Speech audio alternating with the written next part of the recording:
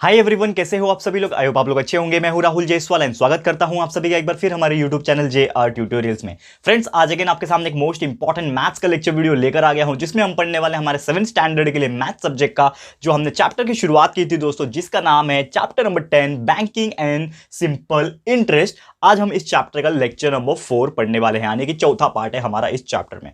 तो बेसिकली हमने इस चैप्टर में देखा था कि क्या होता है बैंकिंग के रिलेटेड टर्म्स देखे थे, जैसे कि एफडी हो गया, एटीएम क्या होता है, रिकरिंग डिपॉजिट क्या होता है, इंटरेस्ट क्या होता है, प्रिंसिपल अमाउंट क्या होता है, ये सभी चीज हमने डिस्कस किया था स्टार्टिंग में। आपको बताया था किस प्रकार हम सिंपल इंटरेस्ट को कैलकुलेट कर सकते हैं by using such formula, time period के हिसाब से, अगर नंबर ऑफ ईयर्स के लिए कैलकुलेट करना है, वो सभी चीज हमने देखा था। तो आज दोस्तों उसी को आगे बढ़ाते हुए हमें एक और प्रैक्टिस सेट को सॉल्व करना है, जिसका नाम है प्रैक्टिस सेट नंबर 41। तो सबसे पहला क्वेश्चन आप देखोगे प्रैक्टिस सेट नंबर 41 में, तो एक क्वेश्चन इस प्रकार पूछा हुआ है, that is question number 1 of this practice set, कि अगर यहां पे इंटरेस्ट अगर हम मानते लाइक अगर हमें पूछा है कि 1700 रुपीज में कितना इंटरेस्ट यहां पे 340 रुपीज दिया हुआ है, कि मतलब 1700 रुपए अगर किसी ने कोई ले रहा है तो उसमें कितना इंटरेस्ट लग रहा है, 1700 रुपए में 340 रुपीज जो है वो इंटरेस्ट लग रहा है, ठीक है ना। और कितने साल के लिए ले रहा है, 2 साल के लिए ले रहा है। तो क्वेश्चन ये पूछा है कि रेट ऑफ इंटरेस्ट कितना रहेगा, मतलब क्लियर कट क्वेश्चन में बोल के रखा है कि हमें जो इंटरेस्ट है, ठीक है ना, जो इंटरेस्ट का जो पैसा होता है वो क्लियरली बोल के रखा है, जो कि आपको दिया हुआ है।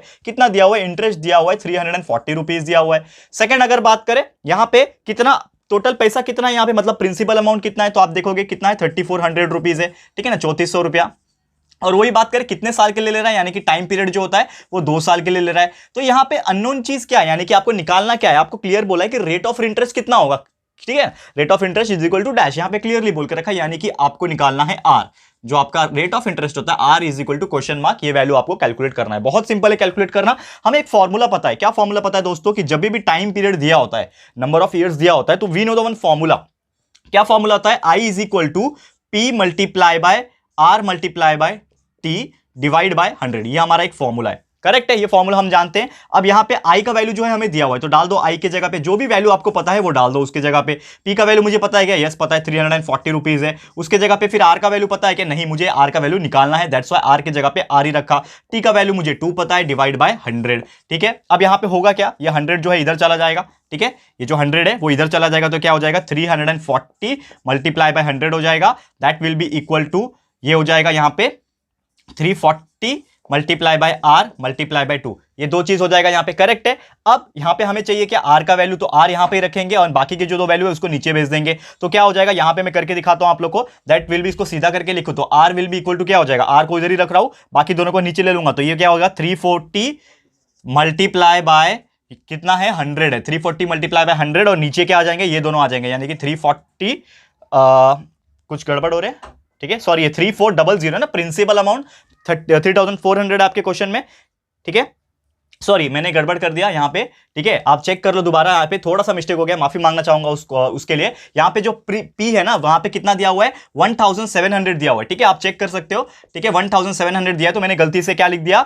एक तरीके से 340 लिख दिया, तो पी का वैल्यू कितना है, 1700 दिया हुआ है, ठीक है, ये आप लोग लिख सकते हो, पी का वैल्यू है 1700। अब आपको क्या करना है, ये जो पी का वैल्यू है इसके जगह पे 340 जो मैंने लिख दिया था गलती से, इसके जगह पे आपको लिखना है 1700, ठीक है ना, 1700 लिखना है। अब होगा क्या यहां पे कि आर जो होगा वो 340 मल्टीप्लाई बाय 100 डिवाइड बाय हो जाएगा 1700 मल्टीप्लाई बाय 2 हो जाएगा। करेक्ट है। अब इसको सॉल्व कर लेते हैं, हमारा आंसर आ जाएगा, ठीक है ना दोस्तों, इंसानों गलती हो जाती है कभी कभी, तो इग्नोर कर दीजिएगा उसको, ठीक है। तो आर इज इक्वल टू, आप देखोगे ये 2 जीरो, ये 2 जीरो कैंसल, 17 1 17, 17 2 34, और ये 0 20 हो गया, ये 2 1 2 एंड ये 2 10 20, यानी कि आर आपका कितना आ रहा है दोस्तों, कितना आ गया, आर इज इक्वल टू ये 10, और कुछ बच रहा है क्या साथ में, नहीं, तो 10 मल्टीप्लाई बाय 1 इज 10, तो आपका आ गया आर इज इक्वल टू 10%, यानी कि जो आपका रेट ऑफ इंटरेस्ट लग रहा है, जिस हिसाब से आपको 340 रुपया इंटरेस्ट लगा 1700 रुपए के पीछे, उसमें रेट ऑफ इंटरेस्ट कितना आया, 1700 में से 3400 का इंटरेस्ट, मतलब आर इज इक्वल टू 10%, 10% के टक्के के ऊपर, रेट ऑफ इंटरेस्ट के ऊपर उतना इंटरेस्ट लगा। क्लियर है दोस्तों।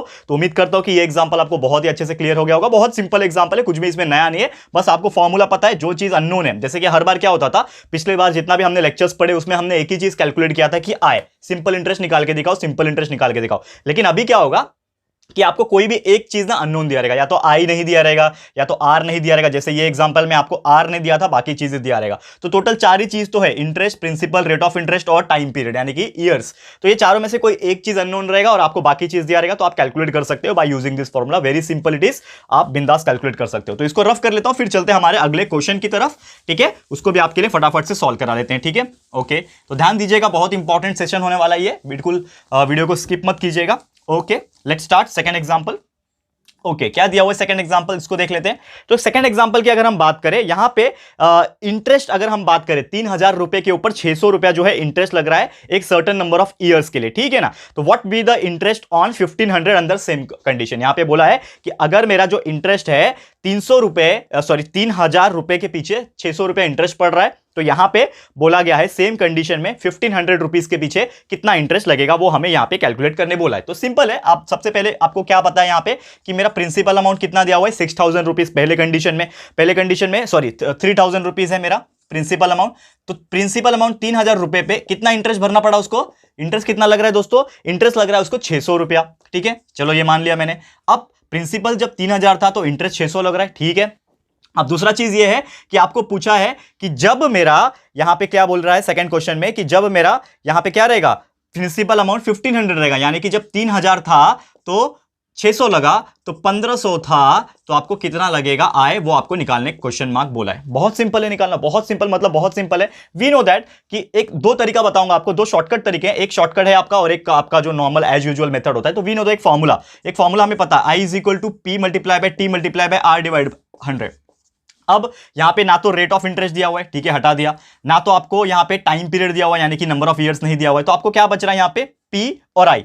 ठीक है, तो पी और आई बच रहा है, यानी कि अगर हम बात करें तो आपका एक कंटिन्यूअस क्या होगा, पी आई और पी के जो एक रेशियो बनेगा। ठीक है, तो आई और पी का रेशियो बनेगा, यानी कि आपका यहां पे रेशियो क्या बन रहा है, that is P upon I. ठीक है ना, पी अपॉन आई का एक रेशियो बन रहा है और दूसरा ये पी अपॉन आई का रेशियो बन रहा है। यानी कि अगर 3,000 पे आपका कितना बन रहा है, 600 बन रहा है ना, 3,000 पे 600 बन रहा है, यानी कि क्या हो रहा है, लगभग 2 का रेशियो आ रहा है। आप देखोगे यहां पे, दैट इज फर्स्ट केस के लिए पी बाय आई और सेकंड केस के लिए अगर मैं पी बाय आई करता हूं, प्रिंसिपल और इंटरेस्ट का रेशियो, तो प्रिंसिपल मेरा अगर 3,000 था पहले केस के लिए, तो आपको कितना इंटरेस्ट लगा, 600 रुपया इंटरेस्ट लगा। दूसरे केस के लिए प्रिंसिपल 1,500 था, तो आपको कितना लगेगा, समझ लो, आई का आई रखा मैंने, सेम टू सेम रखा। अब यहां पे आप देखोगे ये 2 जीरो कट, ये 2 जीरो कट, 6 1 जा 6, 6 5 जा 30। ठीक है, अब ये 5 1 जा 5, 5 3 जा 15 और ये 300, यानी कि आई का वैल्यू कितना आ रहा है आपका, that will be I is equal to 300 rupees. तो आपका आई जो है वो कितना मिल रहा है आपको, 300 रुपया। तो और ये तो एक पहला मेथड, ये नॉर्मल मेथड बताया रेशियो निकाल के, लेकिन एक चीज तो सीधा सीधा दिख रहा है ना कि अगर प्रिंसिपल 3,000 है और आई 600 है, यानी कि क्या हो गया, प्रिंसिपल 3,000 तो आई 600 है, तो प्रिंसिपल उसका आधा हो गया, यानी कि जो आपका रेशियो बन रहा है वो क्या बन रहा है, 3,000 का वो क्या हो गया, आधा हो गया। ठीक है, यानी कि डिवाइड बाय 2 कर रहे हैं, तो इसको भी डिवाइड बाय 2 कर दोगे तो कितना आएगा, 300 आएगा। करेक्ट है, तो बहुत इजी प्रोसेस है, कोई प्रॉब्लम नहीं है दोस्तों, बहुत इजीली हम लोग इसको सॉल्व किए एंड आप लोग भी इसको सॉल्व कर लोगे, पूरी उम्मीद करता हूं। बहुत सिंपल सा एग्जांपल है। ओके, अब चलते हैं हमारे अगले क्वेश्चन की तरफ, जो कि है आपका एग्जांपल नंबर 3। ठीक है, इसको भी देख लेते हैं, बहुत मजा आएगा करने में दोस्तों। और ऐसा टाइप का आपको अगर आपके एग्जाम्स में अगर पूछेंगे ना, तो आप लाइक 5 मिनट के अंदर आप इसको सॉल्व करके खत्म कर दोगे, आप आउट ऑफ मार्क्स निकाल लोगे, इतनी मेरी गारंटी है। ठीक है, तो वो चीज ध्यान से करिएगा, बहुत इंपॉर्टेंट है। ठीक है, एक और क्वेश्चन दिया हुआ है। ठीक है, एक इंसान है यहाँ पे, उन्होंने 12,000 रुपीज डिपॉजिट किया 9 पीसीपीए के रेट से। ठीक है, बैंक में डिपॉजिट किया कुछ साल के लिए एंड बाद में उन्होंने विड्रॉ कर लिया वो पैसे को। ठीक है, एंड उसके बाद जब वो टाइम पीरियड खत्म हुआ तो उन्होंने रिसीव किया कितना रुपए, 17,400 रुपया जो है वो रिसीव किया टुगेदर में। तो कितने साल के लिए यहाँ पे उन्होंने पैसे को भरा था वो हम लोग को निकालने बोला है। बहुत सिंपल है। ठीक है, सबसे पहले हम लोग गिवन लिख लेते हैं क्वेश्चन नंबर 3 का।